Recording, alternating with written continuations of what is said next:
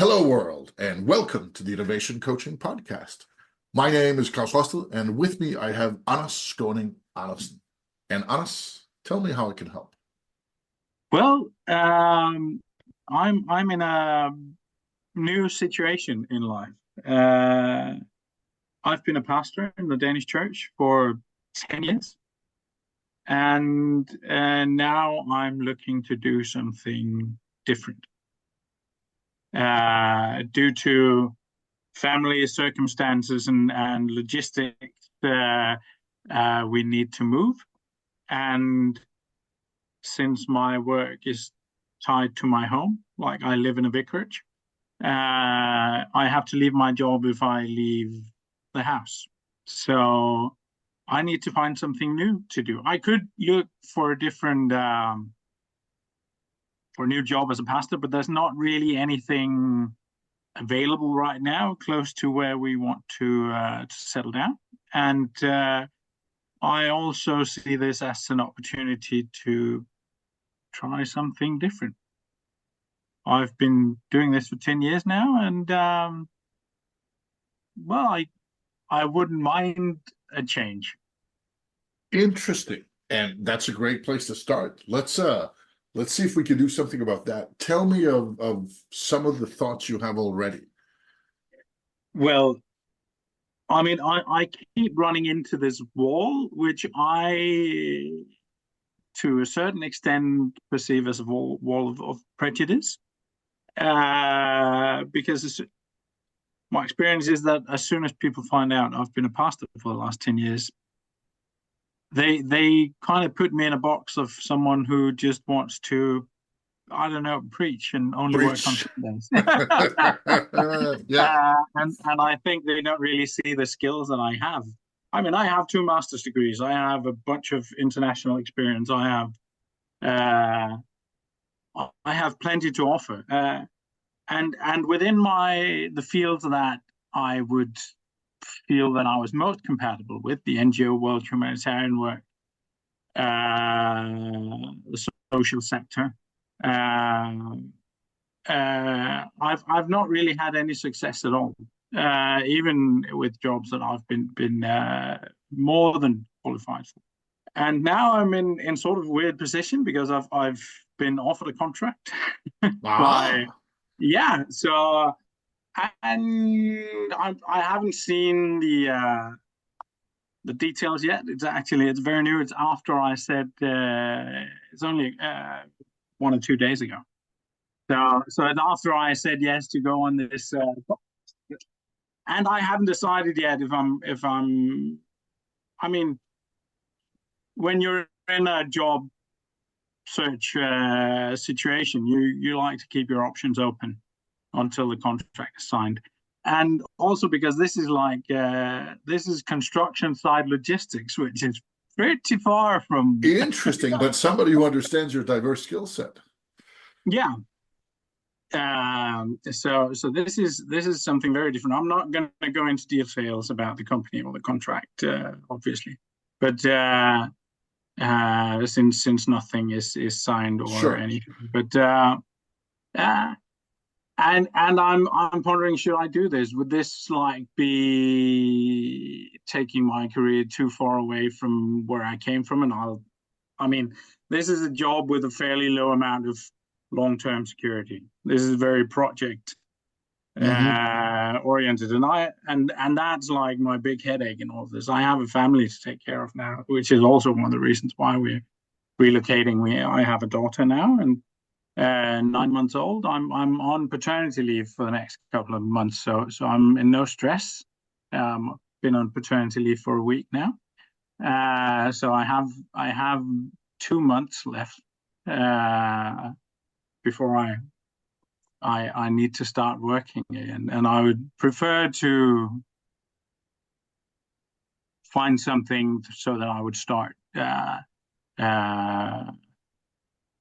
after my paternity leave ends. I could take some vacation time to extend that for another month. But so within the next 2 or 3 months, I should find something new to do. Interesting. And I've been suggested by many people to go like to start my own business, and every time they say you'd be perfect for that. That's like the type of personality you have, and I'm what the fuck would I do? Oh, I'm sorry, I was not supposed to say that word, but like, would I be a freelance preacher? But I think that might be a bit too American for me. Ah, okay, but so there's several things here that are interesting to unpack on. So let's take a couple of them and see if any of them help. And if they don't, maybe they'll help somebody else. So the first is you said something very early on. You said the moment people understand that you have a past in the church, you've been standing in front of the altar for 10 years, being the one, if not in charge at the top, then at least the one in charge in the church, right? That, or some church, right? To some extent. But the funny thing is that spending time in front of the altar is probably what I do the least. Ah, and here we have even my prejudice. I might be in front of the altar 3 to 4 hours a week. Yeah, that's not a lot. That's But not a lot. but that actually just proves my point because it hits me as well, this prejudice Yeah, and this exactly. lack of understanding of what people do. So one of the things I talk to a lot of people who are in career change mode. So this is not my first rodeo in that. I know, and I also know that you've been through your share of career change. Oh yes, and I myself have definitely been through my fair share. One of the things that I find is that there are a lot of people who start by asking themselves, because they've been told, what am I good at? What do I want to do? That sort of thing. I've found, as I've grown more and more cynical about the world, I've found that the first question to ask is not what am I good at, or what do I know how to do, or what do I like to do, all this sort of nice stuff. The first question to ask is what do people believe you are capable of? And that's sometimes the same. And see that's that wall of prejudice. Yes. And you can make that work for you, or you can make that work against you. Yeah. Because the moment you say you've spent 10 years as a pastor, immediately people who have any sort of experience with religious institutions will start having thoughts. Oh, he's probably very patient. Oh, he's probably good at speaking, but slightly boring.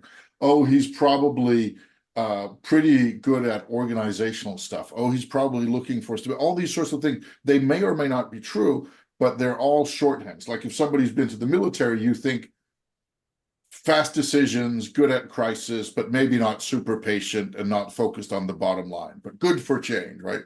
Or if they run a coffee shop, you'll think, okay, good at customers, good at friendly atmosphere, but maybe not super, whatever it is, right? We all have these. And I think one of the first tricks in this, whatever you're doing, is that unless you're directly playing into what people think, then you need to actively play against it very, very hard.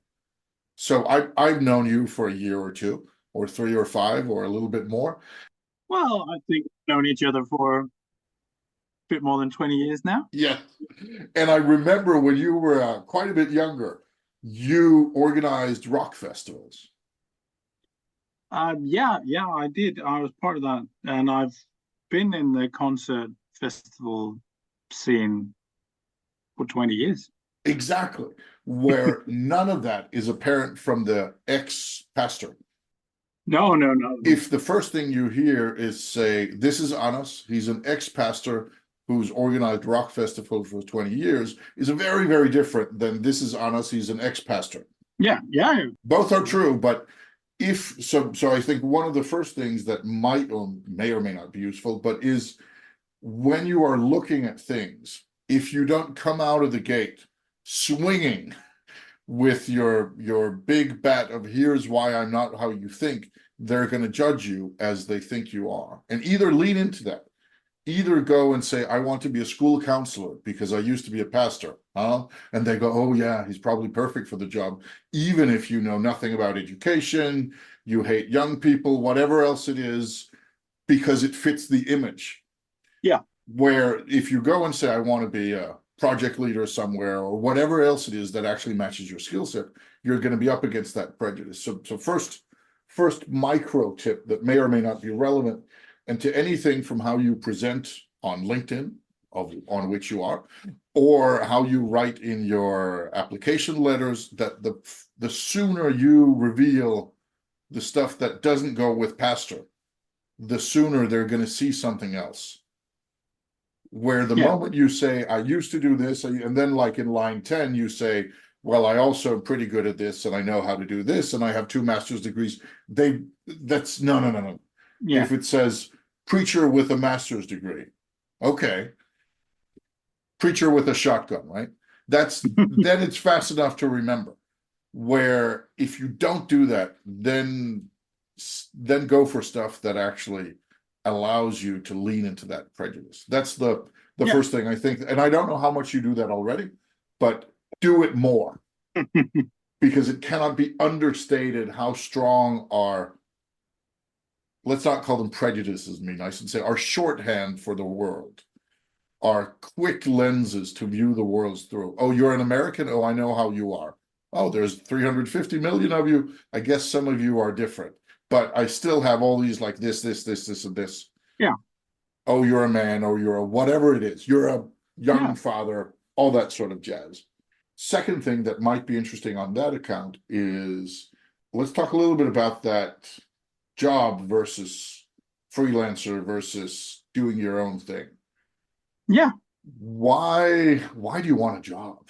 I ask as somebody who's been an entrepreneur since I was 23, like why? I can see many reasons. I can see, and for most people, there are 12 good reasons for wanting a job. The 12 monthly paychecks. Those are very convincing reasons, if nothing else. But what is your reason for thinking that? Well, as I said, I mean, I have a family to take care of.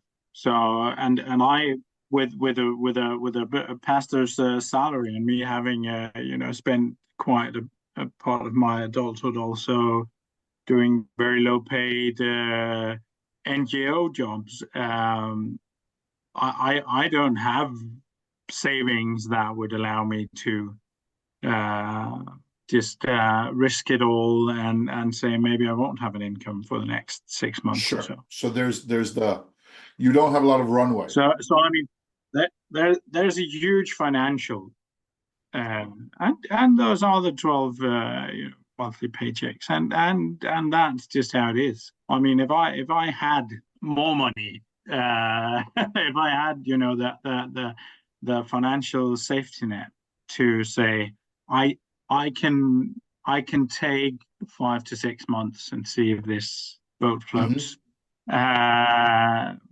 I'd probably be willing to do that. But you're saying that you don't have that luxury, right? That you don't have no. And also, I mean, there's a lot of jobs that I think could be a lot of fun. I know that feeling. I know. I look at jobs constantly and think, "Oh, this is interesting." So it's not like I want to be independent business more than I would necessarily want to do a regular employment. You're open. I mean, that depends completely on what the job is. Let's look at numbers for a moment, if you're open to talking numbers. Yeah. You said it yourself, you don't have a lot of say. It's not like you just have $1 million in a bank somewhere that you could say, oh, let me try out. I want to be a surf instructor now, right? That's not. Most certainly not. Pastors don't have that. Well, as long as you're not in my situation where you have it in debt, then it's a good start. So I'm 100% certain you're in a better situation I am in. But so that's good at least. Now, with that said, yeah, I'm going to ask you 3 numbers. Number 1 is, what did you get right now? What would be enough, or roughly, like you can live a comfortable life, it's fine. It's not extravagant, but there's room for a trip to Disneyland once in a while, and there's room for a steak dinner when you want it with the wife, and that sort of thing. But it's not crazy. Well, I mean, with the situation we're in now, and with my partner's job, I would be comfortable with 45. 45 Danish, so that's roughly 6,000 euro a month. Yeah, but I certainly prefer more. Sure. So that's the.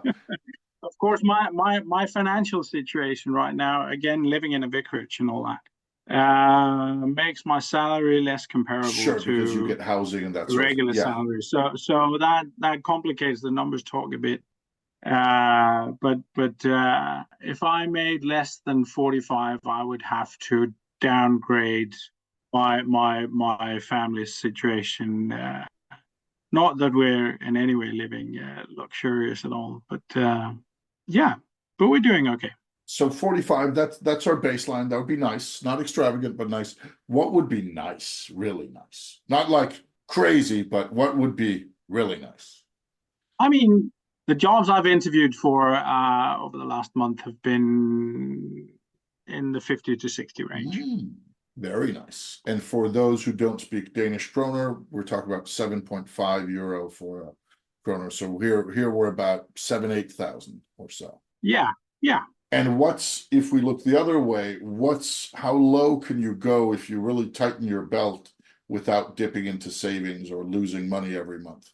I mean, that's kind of a difficult question, because depends on what kind of housing situation we end up in. But that's part of it. And that's like that's one of the other tricky parts of being in this, is that I can't just move and then start looking for a job. No.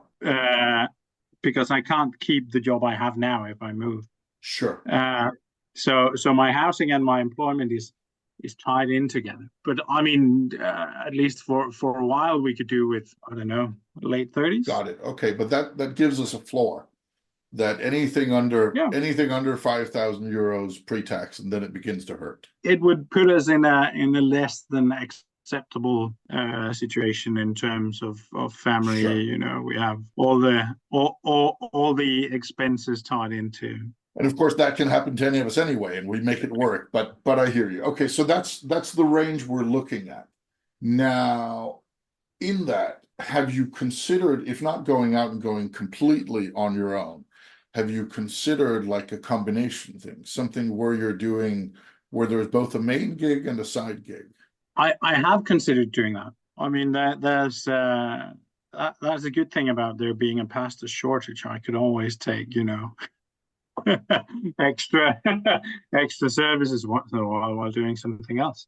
And I do hold lectures and talks about organizational strategy, and I do some consultant work for small NGO boards. So you're already a little bit there. Yeah. But it's less than once a month. Got it. So it's not something I've been prioritizing or putting much effort into. But it is something you have. Is it paid work or is it unpaid work? Yeah, no, most of it is paid. Like if I go and do a talk for 1 or 2 hours, I normally get paid around 4,000. Got it. So. Very, very nice. And here again, for audience, we're talking kroner, not euros. Though 4,000 euros would be nice for a talk. But then it would solve the other problem. Okay, good. So but it means you already have a bit of experience with that if needed, right? It's not like it's bringing in massive amounts of cash, but it's something you actually know how to do and have done from start to finish. Yeah. The reason I say that is that while one of the most privileged positions you can be in as a freelancer, entrepreneur, call it what you will, is to have the rent paid and still do something on the side.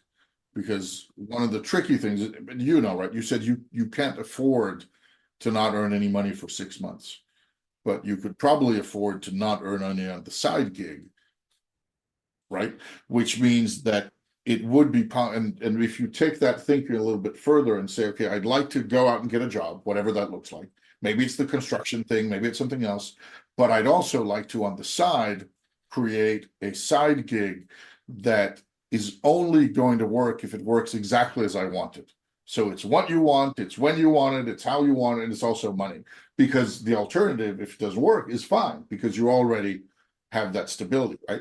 And a lot of people don't work on that until they're really settled in their day job. They think, oh, I'd love to have a writing business or a speaking thing, or do some cooking on the side, or make children's birthdays, whatever it looks like. They'd love to do it on the side, but they Yeah. feel they shouldn't start with that until they're already settled in their new position.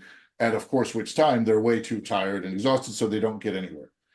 Where Yeah. starting it up is often the hard part, right? Once you have it, let's say you create Anna's Chef Anna's.dk, and it's gourmet meals from your travels, and it's hilariously expensive, and it's only when you feel like it. And a lot of the work in that will be defining who's the audience and what's the price and how do you reach them and what do you actually do and how do you talk about it, blah, blah, blah, blah, blah. Where normally, if you have a full-time job, you don't have time for that. You don't have energy for that. But once that's in place, it can just be there like a name in the phone book. If somebody calls and says, I've heard you're Chef Anders, can I hire you for my expensive wedding party? And you say, sure you can. It's going to cost you, but let's do it. And if it doesn't happen, you haven't lost anything because you have your day job. Yeah. And the reason I say this is that right now, when you're in transition anyway, is ironically enough a really good time to not only look for a day job, which you're doing because you need the stability and that sort of thing, but also to look at what would an interesting side gig look like, because you now have the time to do the thinking. And the thinking is an undervalued part in side gigs. Usually people think it's the work. It's not, because the work is paid. Yeah. But it's the defining that.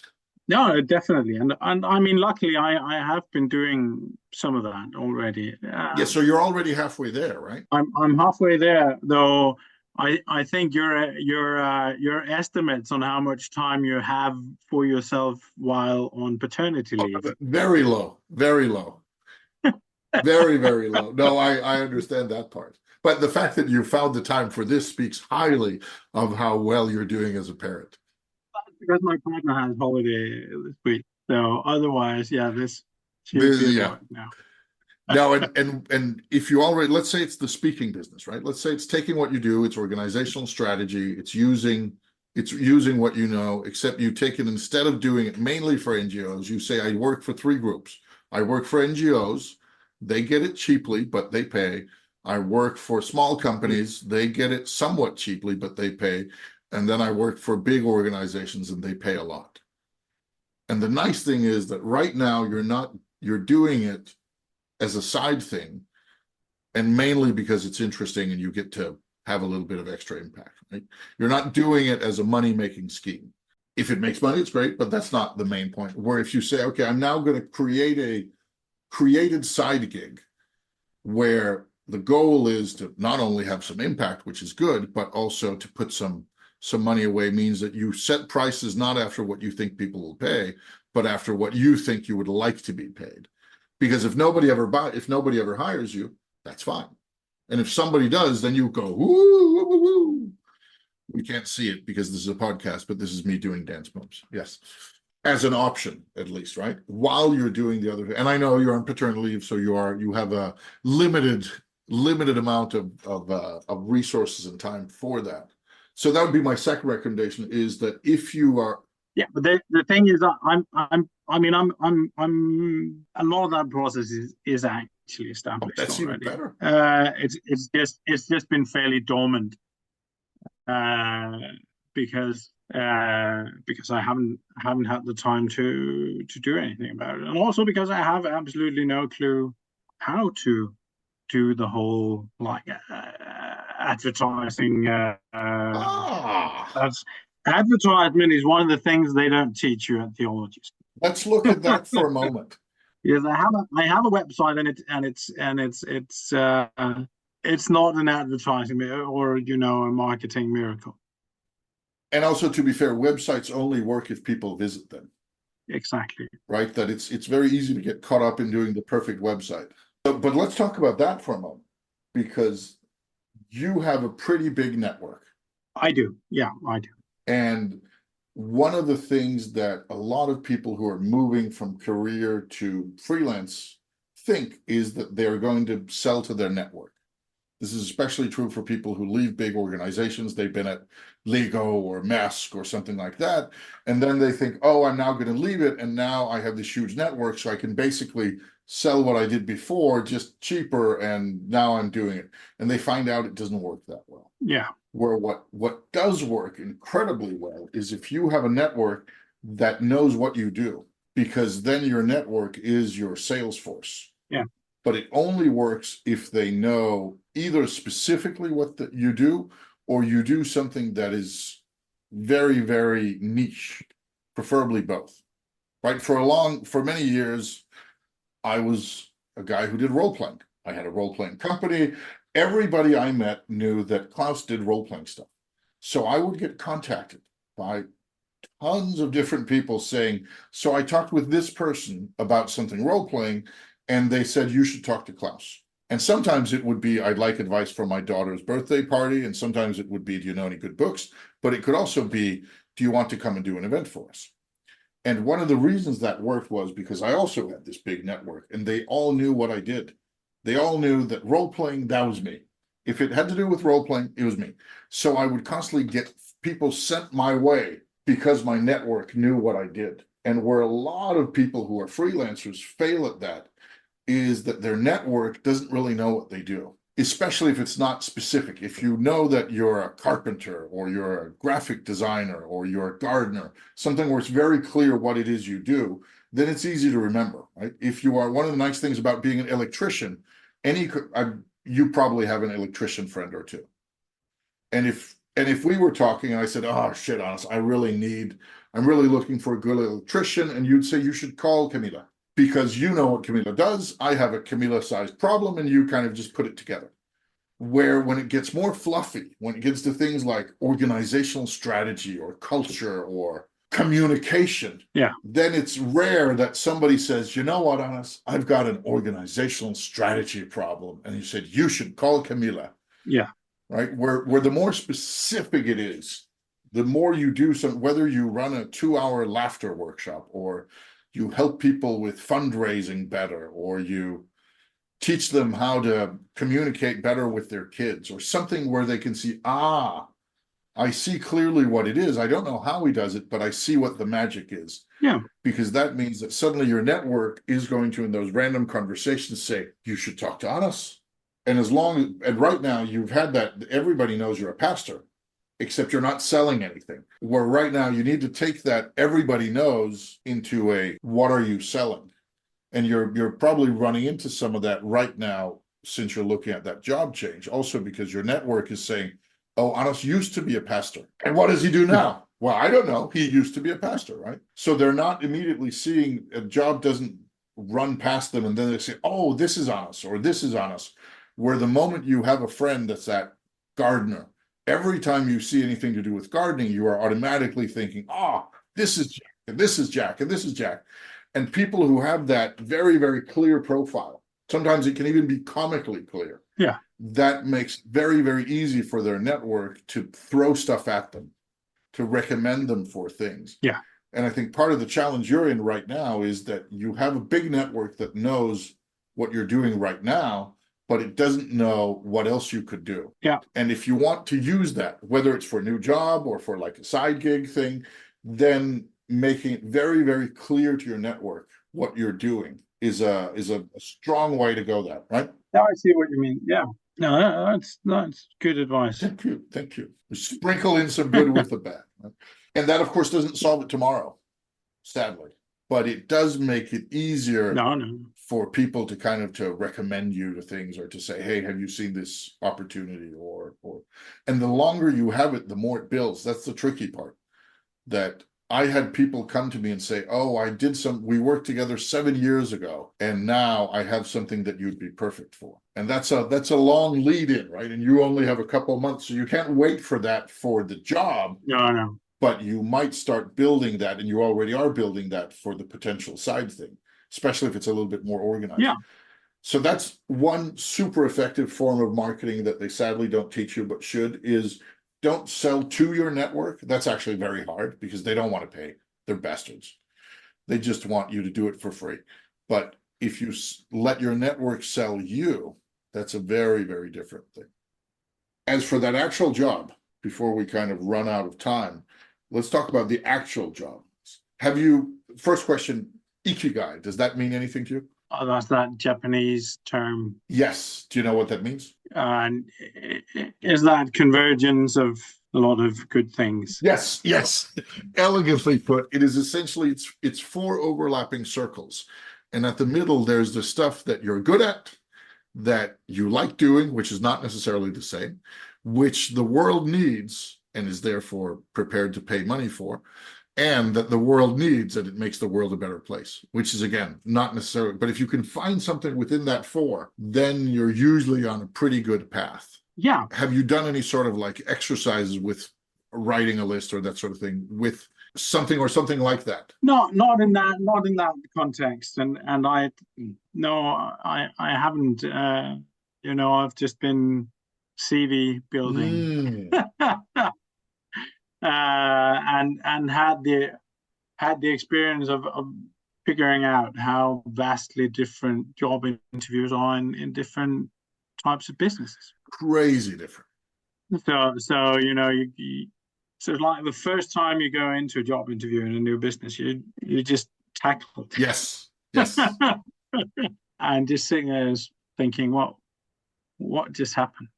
And I'm kind of getting used to that, because before I was a pastor, most of the jobs I would interview for were fairly entry-level jobs, which is a very uncomplicated situation, which is obviously not now. And then it becomes very, very sort of sector, very business specific, the way they do it. And some companies have really weird ways of doing it. So I mean that was a bit of a surprise to me, how different it was, and that is that probably cost me a job or two that I didn't know what I was going into, and how vastly different the languages are, like the terms you're using, and for absolutely the same thing. Yes. Oh, yes. That's lovely. And I can't express how much I hate that. The fact that people are so locked into their own sort of professional language, and it creates so many misunderstandings, but it also creates a lot of lost opportunities, I think, in the recruitment process. Good thing that the church has none of that, right? The church have tons of it. But we are also hiring a very, very, very specific type of education. So less so if you want to work in government departments or so. Yeah. It's much easier to find the actual right people. No, I agree. So, but yeah, the church has tons of it. The army had tons of it when I was there. But yeah, that has been a challenge, and also the whole figuring out, like, but you kind of went into that in the beginning, like, what do people think you can do? Because I've been really surprised with how much prejudice I come across because of my career, and how it sort of blocks their view of the skills I actually have. So I'm working on like how I can promote that better. Which is kind of difficult with, if you, at least I find it difficult, because then it easily seems like it's becoming a game of trying to hide what I did. Yeah, and that's not the case, of course. And that's really not what I want to. So this is a little bit of kind of communication theory, that if you just give people a title, yeah, then they'll take what they know from that title, which may be a little, but probably not that much. And then they'll fill out the blanks. Where if you give them a little bit more detail that they didn't think they had, then they're going to fill out blanks, but they're going to do it differently. And just to take one of your former colleagues, who's also a priest or minister or whatever language we want to use on that, and then we learned, oh, she'd been to Afghanistan as part of the war effort, and suddenly the whole perspective changed completely. Because the difference between a war priest, even though she was, of course, not doing the fighting, and a priest in some small village, even though it may be the same person, is huge. And suddenly the perception, and this was from a project we were doing, suddenly the perception changed completely. Yeah. That even though if we just learned she was a priest, then we would think, okay, this and this. And suddenly we knew, but this was a priest who'd been to Afghanistan. Okay. That's a very different, and I think part of what, if you can make it clearer, again, I don't know how much you're doing it, but if you could take some of the more, I don't want to call it exotic, but some of the more unexpected stuff and put that in there as fast as possible, whether it's mentioning your degrees or it's the rock festivals or the whatever it is, but mentioning some of the stuff that isn't necessarily there for everyone. And I use a simple trick on my website where the first thing people read is, are you looking for an overpaid rock star consultant? Now, that has the huge advantage that some people read that and they think, this guy, no, never. This is not what's wrong with this guy. And then they leave. But the ones who think, oh, Yeah. interesting. Then if I just written instead, are you looking for a consultant? I would lose fewer people immediately. Yeah. But the ones who stayed wouldn't be excited. Where now, Yeah. if you get past overpaid rock star consultant, then you might actually like me as a person. If you think that's interesting and fun, then you're on the right page. Yeah. And part of that is that I think if you deliver a little bit more, because you're an interesting guy. Because I've been all over the world. Yeah. Then you've done stuff, right? You are things. And that means that, and some of the things you are things that 100 other pastors are, but some of them are not. Yeah, definitely. Making that clear to people as fast as possible and as clearly as possible. Yeah. If it says, I spent 3 years caring for the sick in Mozambique, and now I'm looking for new challenges since I'm leaving the church, that's very different from pastors seeking new job opportunities. And I know it's there, but I mean, it wasn't Mozambique, it was Egypt, but yeah. And it wasn't 3 years, was it? No, Egypt was 1 year. Hong Kong was close to 3 years. Yeah. Egypt was what Hong Kong, right? So then it says, if I was writing your application letter, I'd write Egypt, Hong Kong, and where are you right now? Right now I'm in Denmark. But some small place, right? Yeah. Yes. So Egypt, Hong Kong, small town Denmark. Where next? I'm looking for the next professional challenge. I've done this, I come from this, I have this background. Yeah, you should look at my LinkedIn post. I think I actually very nice. Very nice. Is that also what you do in your job applications? Probably less so. My applications have probably been fairly conservative, but maybe I should be bolder. Yeah. I mean, you should be what fits your personality, but again, you're usually rather bold. You're not afraid of opinions, right?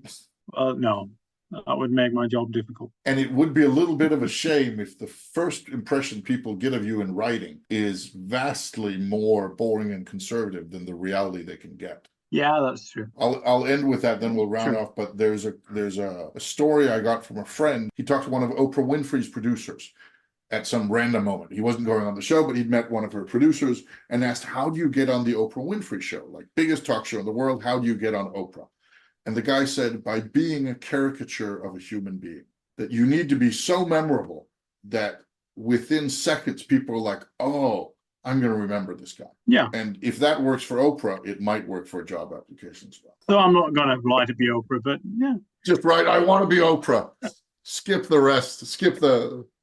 I couldn't be Oprah, so give me a goddamn job. See, that would at least get read. Like the stack of 50 applications, you're going to read that. It would. Yeah. As a wrap up here, as we wrap up, I want you to take a moment and then share 3 things that you're going to take with you from our talk here. And I want you to do it for 2 reasons. 3, actually. Reason number 1 is because somebody out there might be listening and they might think, smart man.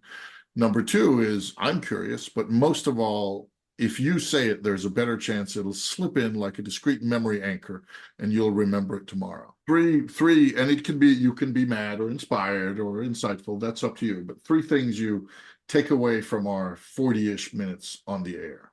Well, I think I should definitely try and be mobile. I think you've encouraged me to do that. And it shouldn't be much of a stretch to do so.